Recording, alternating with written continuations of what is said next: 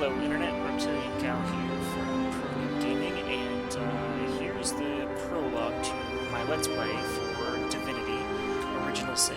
Now, if you guys don't know much about this game, it doesn't seem like most people do. It was kickstarted quite some time ago. I've actually been pretty diligent in getting the game out. I believe it just finally launched officially, and I didn't actually get to become a Kickstarter backer.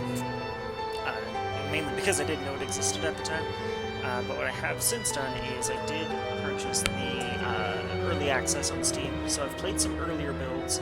It's not necessarily a blind playthrough, but it's been probably 2 months since I last picked it up, and they've changed a whole heck of a lot. So let's just jump right in. I've already got one of my characters customized how I want it here. More or less here, let me get into the other guy that I haven't done yet. So how this works is you have predefined classes, the fighter, the knight, the ranger, the rogue, shadowblade, wayfarer, you can see and read, I'm sure. You got the witch, the wizard, the battle mage, and the cleric, and the enchanter. Now, those all seem pretty generic. A couple of them are kind of spicy, but more or less it's pretty generic RPG type stuff. However, there's a little bit more to it. Hit this customize button over here and you can change pretty much everything. So you can take the knight and just completely trash it and start over, tweak things to your liking, you know, change just the little things. For example, where are they? Shadowblade. So this is what I made the other character. It's the Shadowblade, where they focus on as you can see, Scoundrel, which is rogue spells, basically, and Witchcraft, which deals with blood and, you know, general evil type stuff, and then the Arrow Thurge, which is air spells, essentially. But what I decided to do is switch it up a little bit. I've taken my Shadowblade and turned it into more or less a Poison Master. So I've still got the Scoundrel skills. I want my Razor's Edge, which will allow me to stun, which is incredibly useful in this game. But I switched out my Arrow Thurge and my Witchcraft for Geomancer, and then I also took 1 rank in Lockpicking, simply because I'm not going to have a rogue with me. So what this does is, so I have 1 point in Scoundrel, which means I can learn 3 uses, or use 3 Scoundrel skills. Everything has, or more or less everything, Fighter's a little bit different, has 3 skills at first level. So because I have Geomancer, I've got Magical Dart, Midnight Oil, and Summon Pet that I can choose from in the Magic Tree. But if you look at Man-at-Arms, it's quite a lot larger, because this encompasses both the Knight and the Fighter. They both use the Man-at-Arms skills. We've got Marksman skills, here's the Scoundrel skills. Fast Track is pretty useful, increases your movement speed, and your AP, which is your action points, which we'll get into that later. But it basically just turns you into a total badass. Not taking that at first level because it's not really necessary. You gain more skills as you learn them in the world, and you can come back and relearn these skills later on. And then Walk in Shadows is basically in combat invisibility, so trying to stealth you while you're in combat. Again, super useful, but I don't need it right at the start. At least I didn't before. We'll see what happens. Pyrotechnic, Hydro Sophist, basically healing and support magic is basically what these guys are. Then we have the Arrow Thurge, like I said, is air magic, more support type stuff. Usually handles cold and teleportation and telekinesis, which are definitely super useful. Telekinesis was one of my favorite skills back when it was a couple builds ago. They have since removed some of the functionality, so I don't really want to mess with it. But teleportation is definitely good for setting yourself up to be safe and also putting your enemies in terrible positions. Witchcraft, again, in, you know, bloodletting, enfeebling, and also boosting. So there's a little bit of everything for that. And then special, if you're a mage, you're gonna, I think everybody gets Staff of the Magus, but essentially it's your basic attack with staffs, so it's not that important. But like I said, for my character Diz here, I took the Shadow Blade and turned it into more of a Poison Master. And there's one other key feature to this class that we have to take a look at. So talents are basically feats for this game, all intents and purposes. If you play D&D, these are feats. So these ones, obviously, I can't get them either. I don't meet the minimum ability for it, or I'm not high enough level. But these are the ones that I can get. They do basic things, you know, arrow recovery, 20% chance to get a recover a special arrow, which normal arrows don't have a ammo slot, but special arrows do. You can actually craft like poison arrows, fire arrows, that sort of thing. So you can essentially run the game without a mage and still have access to all of the magic that you need. But I've taken Gorilla, which doubles your attack damage while sneaking, so obviously super useful for a stealthy character. And then there's this little deal right here called Zombie. So what Zombie does is it allows you to heal from poison and take damage from healing spells. And this game utilizes areas on the ground that you can cast spells on. So by taking Magic Dart here, as you can read by the tooltip, cast a magic poisonous dart, does 6 to 8 damage, which is decent, but there's a 30% chance to poison somebody.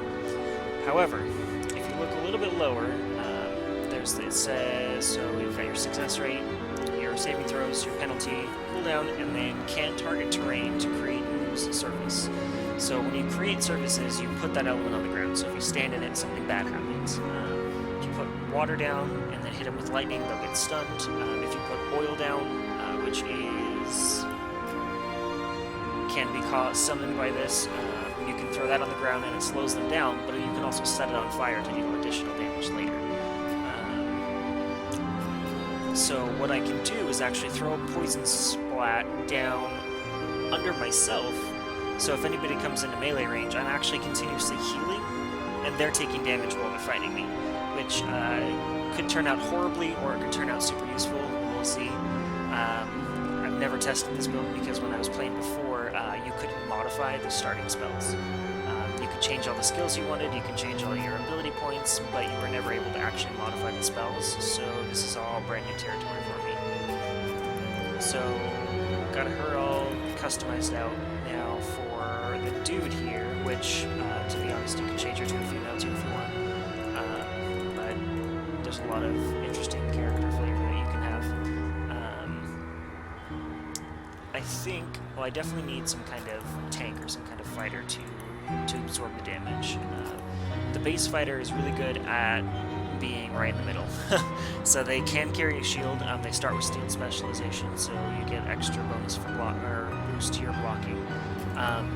The knight is somewhat squishier than a fighter would be. They use 200 weapons, so you know they have the potential to deal a lot more damage, but they have a lot of support capabilities. So cure wounds, which definitely helps my knight, but it does not help my Shadow Blade. And Encourage is an amazing spell that boosts strength, dexterity, and intelligence of your allies. And then Battering Ram is another starting one where you basically just charge through everything, which is super useful.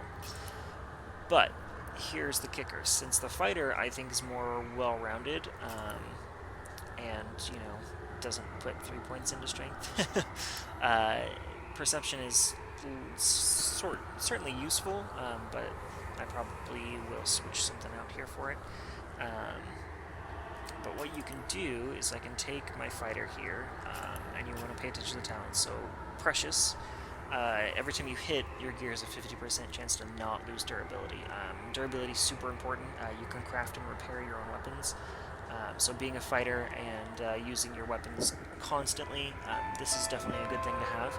And then Opportunity gives you the chance to perform attacks of opportunity, which, if you play D&D, if somebody's moving within your threatened space, you attack them. You get basically free hits on them. So it's definitely a good thing to start with. But there is something right here called the Lone Wolf. Now your character can no longer have companions, but receives an 80% bonus to base vitality, 2 bonus to recovery and maximum action points, and an extra ability point on level up. So what this means is, you You're a lot stronger, you're a lot healthier, you can take more hits. However, you can't have a companion. And I haven't explained companions because I don't want to make this just a huge long video of me talking, but companions are pretty essential to the game.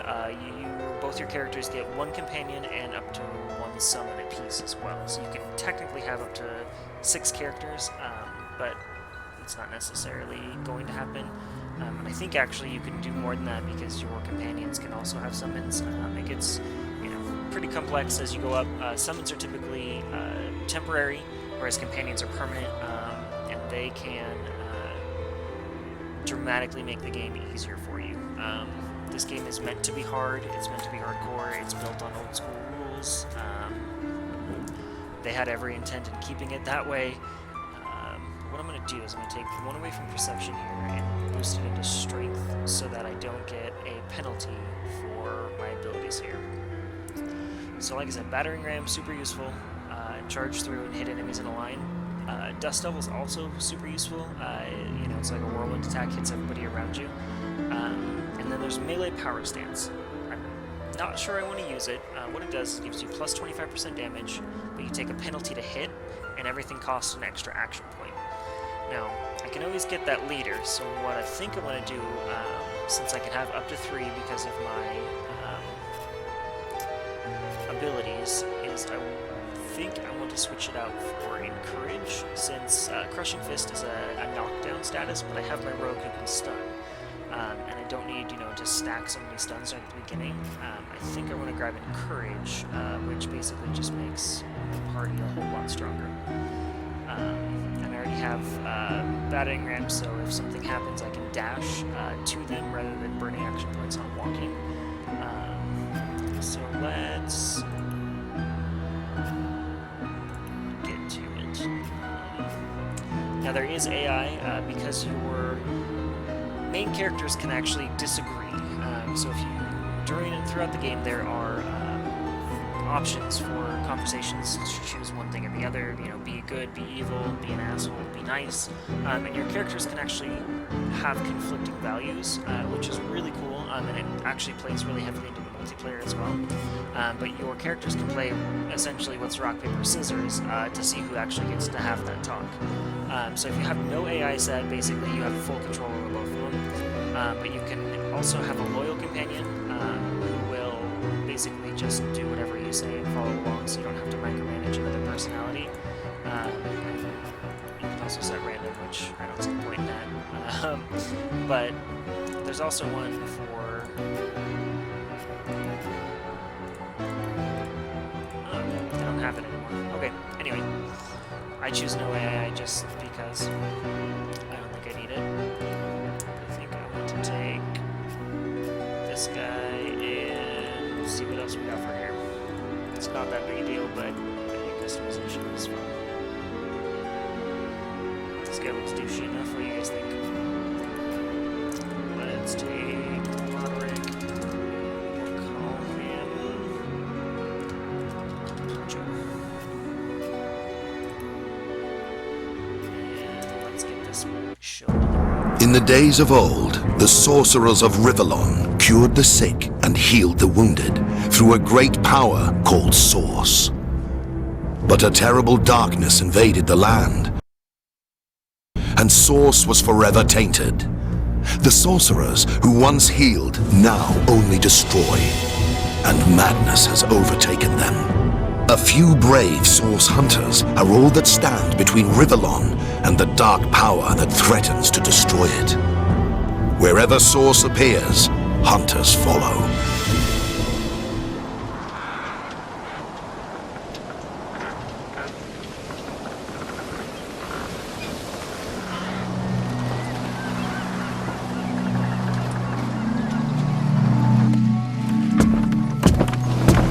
Rise and shine, Master Source Hunters.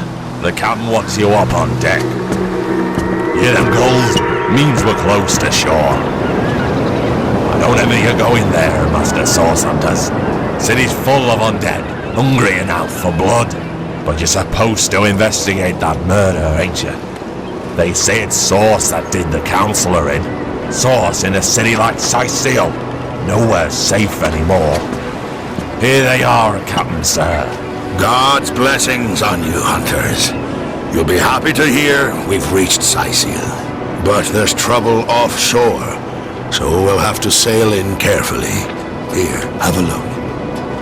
Those are orc ships, and they're blocking our passage. We'll get you as close to the city as we can, and drop you off at the beach. Be wary now. Orcs are on the attack. Undead have closed every route out, and there's a sorcerer on the loose. If we're to get justice for the Counselor, you'll have to keep your wits about you. May the luck of the gods be with you both, Source Hunters.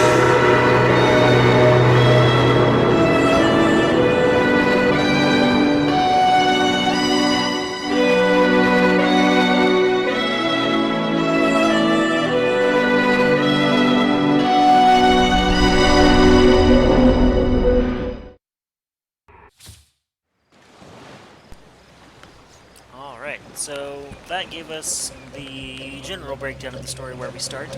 We are in fact source hunters. We hunt down the source, which, you know, I can't get over how just RPG this game is. It just screams old school RPG.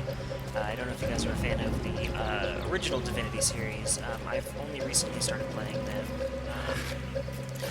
And they're fantastic. If I didn't know there were orc ships raiding to the west, I'd mistake this for a placid beach. At least the orcs make a bit of noise when they attack. It's dark-dealing sorcerers that'll strike with neither warning nor mercy. Well, that's cool. There wasn't actually... Most characters weren't voice acted, and they didn't even have the main characters voice acted at the beginning, so... when I first started playing, so... It's Is that a definitely corpse? exciting. What's it doing here alone? What, did you expect it to have an entourage? The echo's kind of cool. Forgot what I was saying, but oh yeah, the soundtrack for this game was actually, I believe, they got the original composer for it as well. Let's see, what's this? Traveler's Journal.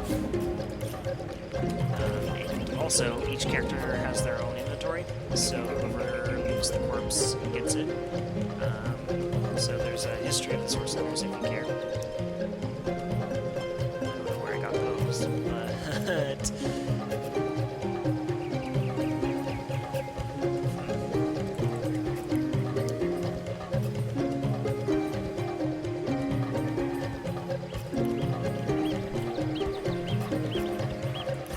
I don't actually know what that is.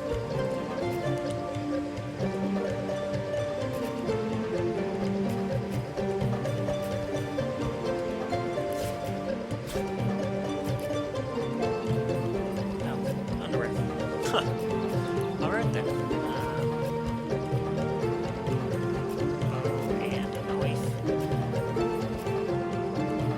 I'm not quite sure where that book actually went, so we'll figure that out later. So what you can do also, as you can see, I'm controlling both characters at the same time, not just follow the leader.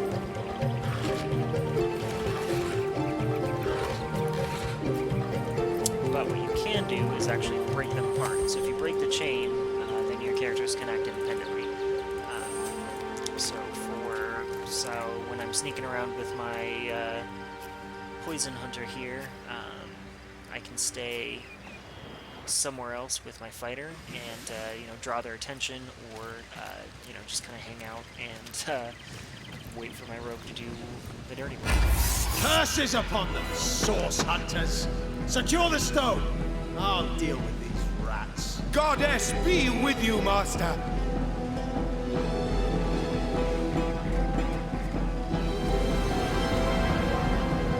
Rise, arise, drawn forth from blood, I bid you aid.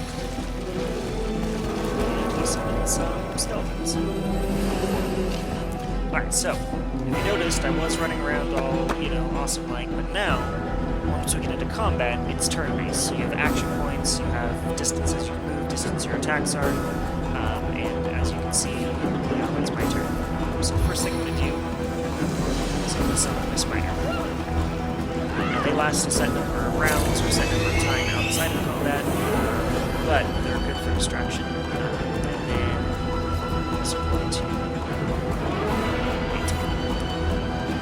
spider gets to go attack this guy. Usually your companions or your summons are limited in what they can do, but the spider is actually pretty powerful because it can actually poison.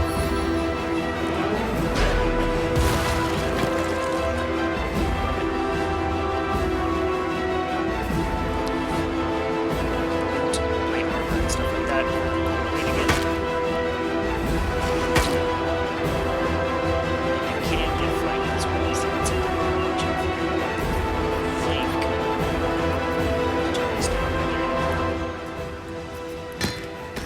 Turn it down quite a lot already, but it seems to be overbearing. So let's apply that. And let's get back to it. Alright, so let's see here. I've got my poison dart, which, like I said, I can either poison them directly or drop it on the ground. We've got the razor's edge, but what I think I'm going to try to do is sneak. And then we'll eat this guy.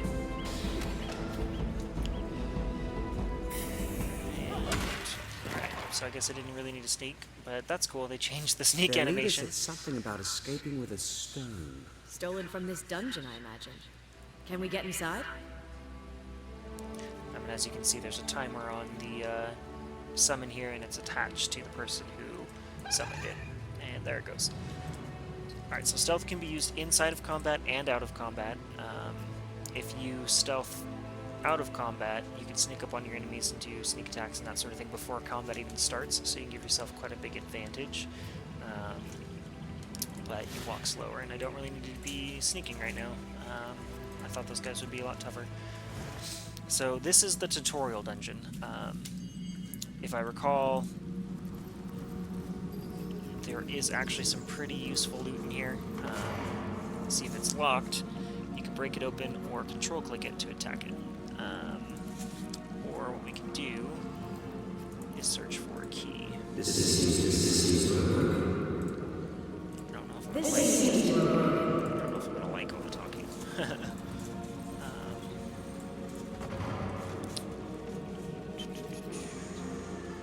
Let's see here.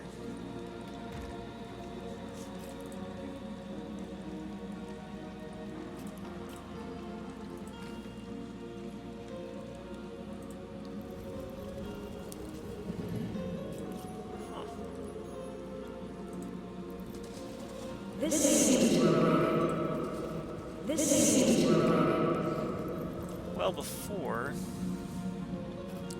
like I said a long time ago, and this actually breaks your weapon, it's pretty heavy.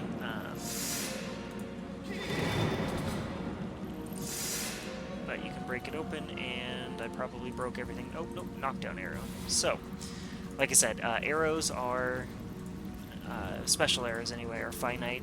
Regular arrows, you just equip your bow and you go.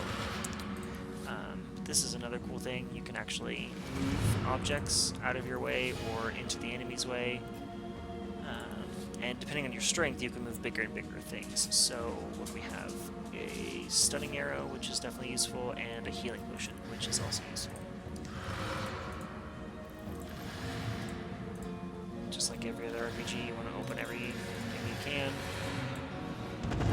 We can move that out of the way so we can continue on. And right here,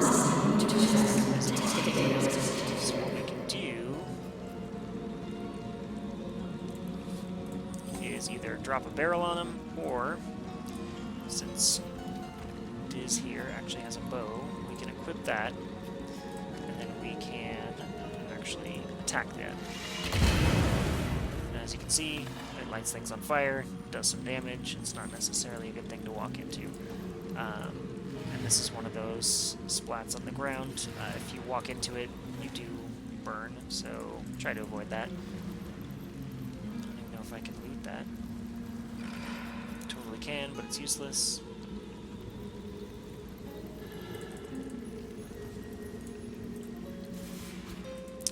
Don't know why I picked up a skull. Maybe I can find something useful for it. There is a crafting feature in this game. You can combine items to create all kinds of stuff. One of my most favorite is if you have a lid for a barrel and a rope, you can actually create a shield. Obviously, it's not that effective, but, I mean, you can do it, which is hilarious. I'm just going to take everything for now, because honestly, I don't know what kind of recipes they've added. Like I said, it's been a long time, and I didn't want to spoil everything by reading all the patch notes. There's been 3 or 4 big patches that came out since I started playing this game, or since I last played it, I should say. So, you know, I just want to keep the mystery alive. Got some lockpicks, and then let me see if I can remember even how to use lockpicks.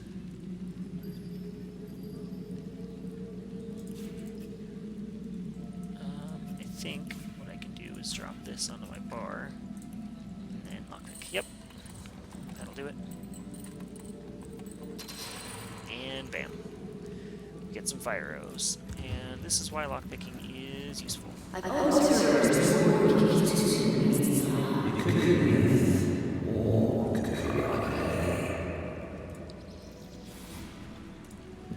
Kind of digging the echo sound. It'll probably get annoying in a little bit, but it's pretty cool for now. Let's see, finish looting here. Pretty sure.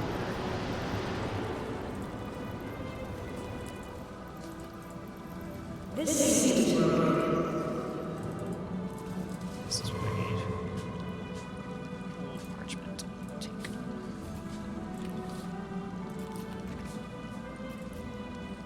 And let's read that. Tend the graves of the antechamber before moving into the inner rooms. To proceed, stay very close to the impress door and press the button that appears on the right-hand side. Well, that's lovely of them to just tell us how to get into the cave. I guess they assume, you know, most normal people won't go rummaging around the corpses, but... And that's where perception comes in handy. Traps and trapdoors and triggers all are based on perception, and I believe mines and stuff too later on count as traps, so they seem does require some perception. That mouse went, but there is an ability called Animal Friend, and you can actually talk to the animals, rats, dogs, cats, all that kind of stuff. And in some cases they can be very helpful, other times they just say whatever a rat would be saying. And this is cool too. Never used to be able to do this, so I'm pretty excited about that. You can change the camera angle. This door is locked, I'm assuming. Yep. So this is where they teach you to break stuff. And there are certain doors that are just way too tough to break. You can do it if you have the equipment to do so, but keys are, you know, optional. So let's go ahead and just break this door real quick.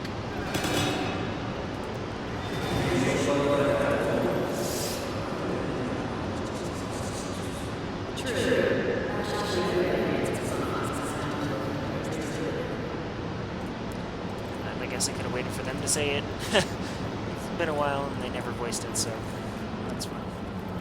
I believe...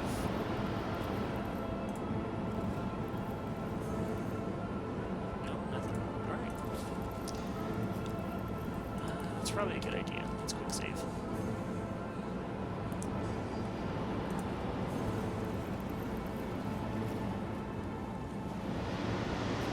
And here we go with some fire. So fire can be removed by water, use water spell, or destroy a water barrel to trigger fire. So if I had a mage, or you know, some kind of person with, or look at that, a rain scroll. So scrolls are really powerful. They can let you cast spells temporarily. They're a one-time cast type deal, and I'm pretty sure anybody can do it.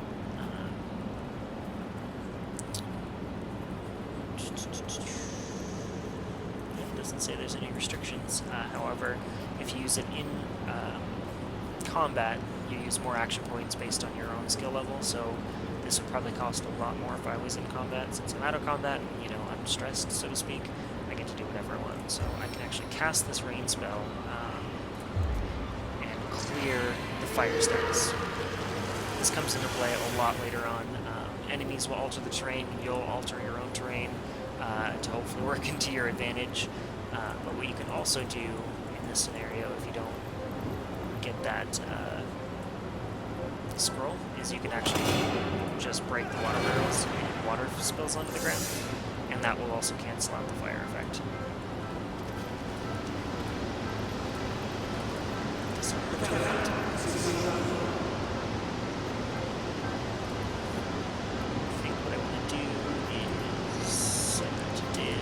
They actually included this after I played 2, so that's a really cool feature.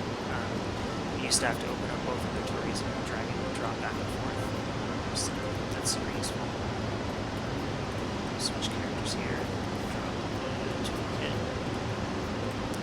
And, I mean, technically I could save all this stuff. This is, I'm pretty sure everything gives you a really small amount of XP, so it's, you know, never a bad idea. Doesn't seem to be a key or anything, so why don't we have Mr. Resident Smashy Breaky? See, as you can see, it's a level 5 chest, so if I spent all day breaking it, I'm sure I can get to it, but it's not worth it. Instead, I can find a key. Look at that. And money.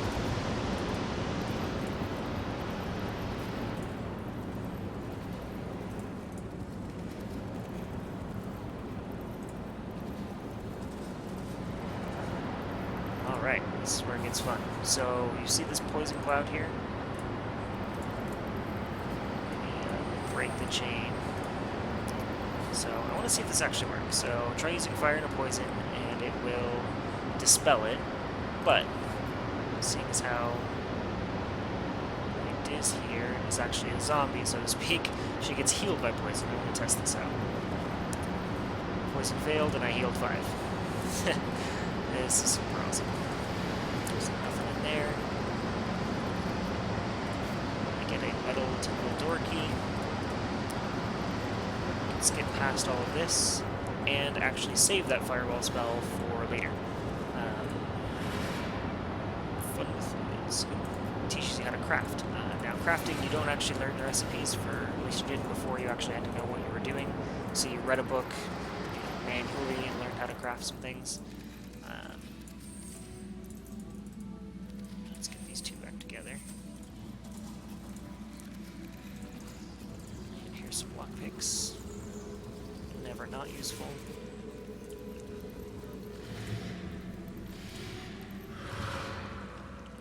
And arrow shafts. So those can be used to make arrows with arrowheads that you find. What's that? It's a crate with lockpicks on it. So it looks like I forgot that. Pardon me while I go pick it up.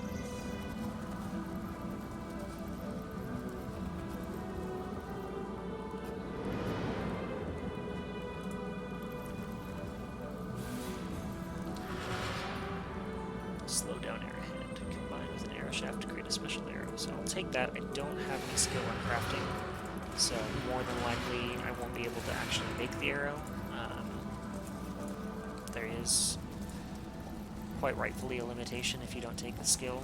It used to be even more complex. You had different kinds of tertiary skills for crafting and lockpicking and disarming, and they had a number of other skills, but they decided to just condense everything together, make it more cohesive, make it so it's actually fun to build a character and make sense.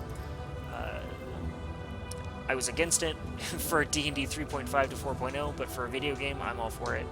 Anything to simplify it without, ruining the gameplay factor, I'm right there for it. Again, so since I'm zombie, place an object over it to stop spreading. So what I can actually do is take this barrel and plop it on top. I'll actually throw it. And these poison clouds apparently just want to hang out anyway, so I'll just walk through it because I can. See what's inside. Teleportation scroll. So throw an item or character high up and drop it to the ground. It's actually a lot of fun. So basically you select the person you want, and then you select where you want to throw them, and it picks them up and makes them hit the ground pretty darn hard. potions actually don't work for me. Because I am, in fact, a zombie. But it's okay. Because we can do this. Hopefully he's AI smart enough not to do it. And then... Yep. So this is where we sneak. So,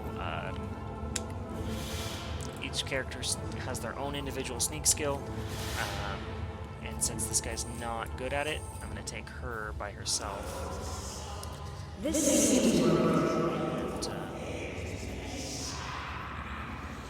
can hear voices, that's cool. Sometimes we pace off a scout head, trying to get the oil the scouts are standing on. There's another fireball scroll, so I'll grab that. And I only have poison dart, which doesn't really help us in this scenario, but what I can do is if I pull up my inventory, grab the fireball spell, or I could actually do it from a fire arrow, but I'll hold on to that just for shiggles, I guess. So as you can see, the fireball has an area of effect, and things can block that, so you know, positioning is key. Moving objects, if you want to hide behind them, is definitely key. But since they're standing on fire, I will hit them with the fireball, or staying on oil, mind you. I will hit them with the fire ball, and they'll catch on fire. So the sneak attack failed, but it doesn't matter because they're dead. And then Mr. Poncho over here can stop sneaking because he sucks at it. And we'll link these guys back together. Now we just want to avoid the fire because it's bad. Even if we cause it, it's still bad. So you don't get the luxury of standing in your own fire unless you are like me and you take the foresight to be immune to that or actually have beneficial effects from that element, which I don't know of any, to be honest with you, other than this poison one. So, and that's actually pretty new. So, like I said, this is untested build. We'll see what happens. I don't expect miracles, but I think it'll be interesting to say the least.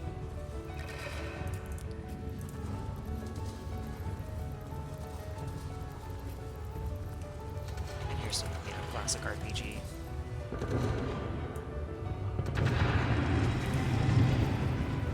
I don't know how often that comes into play, to be honest with you. It didn't happen when I played before, but things change.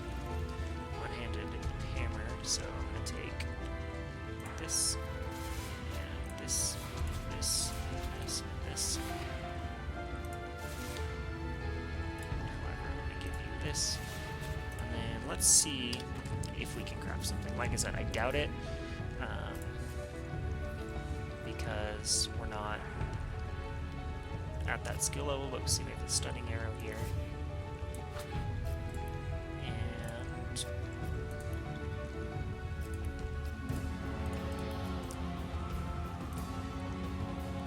crafting.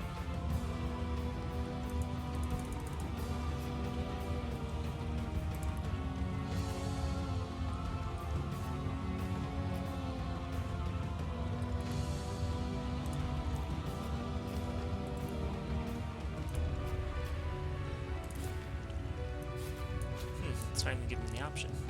Used to be just drag and drop, but either I have to have crafting now to even do the basic stuff, or there's something that I'm missing. That's okay, because, like I said, we're going in blind. We'll figure it out together.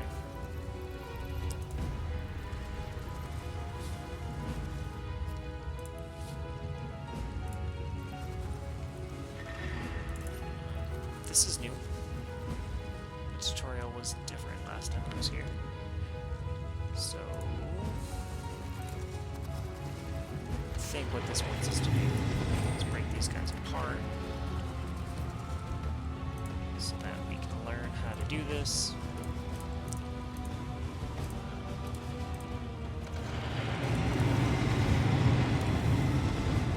Don't know what I was thinking, but it's okay.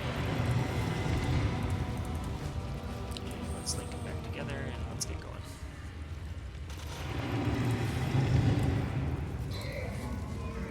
Wow, okay. Sneak failed. Alright.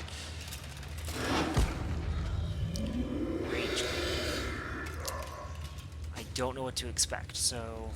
A living rat dares disturb the slums of the dead. A thieving fool insults the sanctity of the grave. The Bloodstone Defiler. Where is it? Who are you? Bloodstone. Emitter Trio.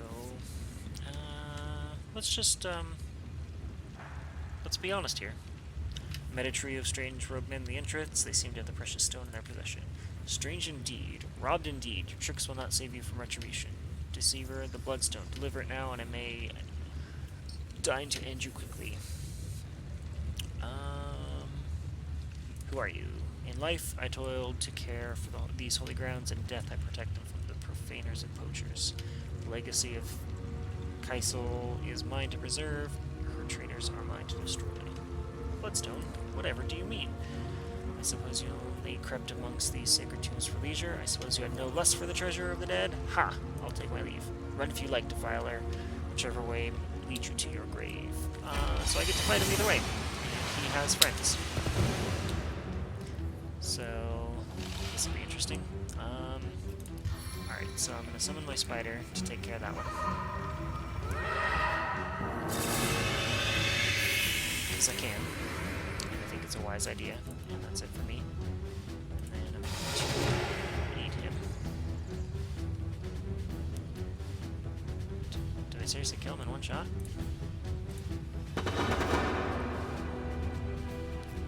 That's it for me. And then... why not? Let's do this.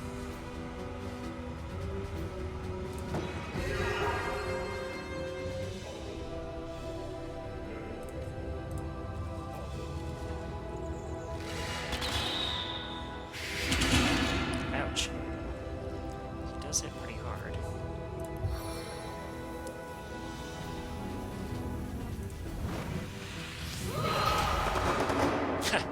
Alright then. These guys are immune to poison. I think changing my weapon in combat actually incurs penalties, so let's just shoot him. Oh, I can't.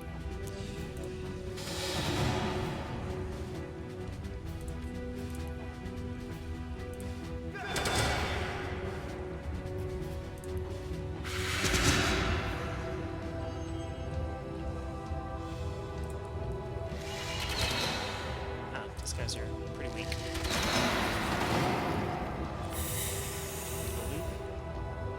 Cloth bracers, but we can wait on that. Let's actually switch this out.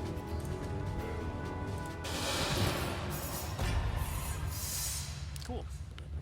That was fairly easy. Oh, ha! Or not.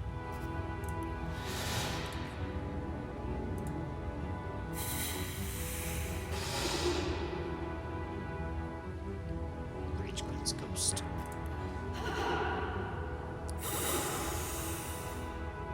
Apparently we're just gonna have a misfest.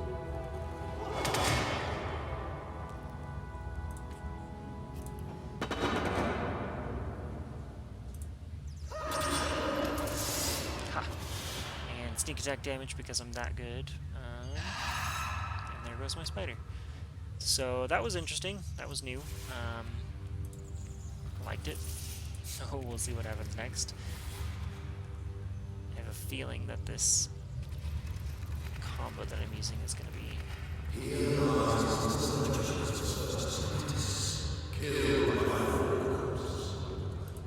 That sucks. That's not the way that I would want to go out. But let's take a look at our spoils here. So I've got a old male armor, requires 6 strength. I can't use that, but... Got some outmodded cloth bracers, or modded rather, 4 action points extra, I assume, so let's equip that over my traveling bracers, which actually I think they both give me action points, or no, okay, I see, so to equip them it costs 4 action points, but the armor is just 1 better, so whatever, I'll take it. Whatever it takes to be useful around here. Poncho here, 15 to 20 or 12 to 17. think I'll just hold on to that. Let's find out what this is. Yes, I'm going to equip that. I'm really concerned.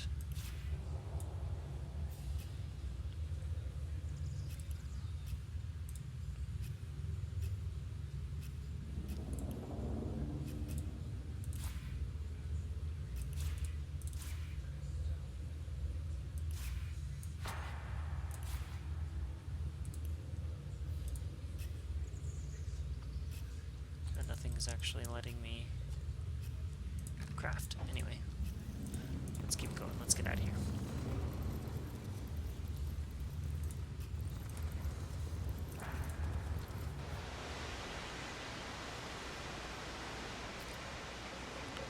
Alright, so we made it through the tutorial, basically. And I think we're going to go ahead and end our first episode here. Like I said, I didn't want this to take too long because there's a lot of explanation, not a lot going on. To be honest, I'll probably add an annotation if you want to skip this part to go for it. I'm sure it was pretty boring, but let's figure that out in the future. Anyways, you guys have fun, internet, and I will talk to you guys later.